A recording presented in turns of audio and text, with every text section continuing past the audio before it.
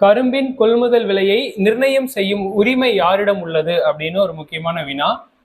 அதாவது விவசாயிகள் கரும்பு பயிர் வைக்கிறாங்க, அந்த கரும்புடைய கொள்முதல் விலை இவ்வளவுதான் இருக்கணும் ஒரு குவிண்டாலுக்கு அப்படின்னு ஒரு கணக்கு இருக்கு. அதாவது ஒரு குவிண்டால் அப்படின்னா என்ன அப்படின்னு கேட்டீங்கன்னா 100 கிலோகிராம் தான் ஒரு குவிண்டால். இதோட விலை எவ்வளவு ஏற்கனவே வச்சிருந்தாங்க அப்படின்னா ஒரு குவிண்டால் கரும்பானது ரூபாய் 355 இருந்துச்சு. இந்த விலைய விவசாயிகள் பத்தாது அப்படிங்கிறதுனால என்ன பண்ணியிருக்கிறாங்க, மத்திய அரசு தான் இந்த கரும்பின் கொள்முதல் விலையை நிர்ணயம் செய்யக்கூடிய அமைப்பு. ஆன்சர் இதுதான்.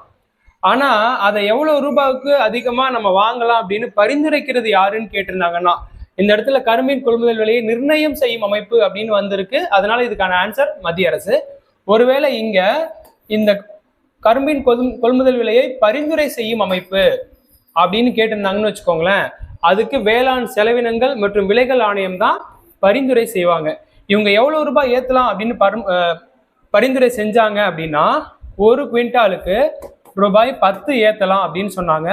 அதனால இப்ப மத்திய அரசு ஒரு குவிண்டால் கரும்புக்கு 355 ரூபாயிலிருந்து ரூபாய் 365 ரூபாயா உயர்த்தி தரப்போறதா சொல்லியிருக்காங்க.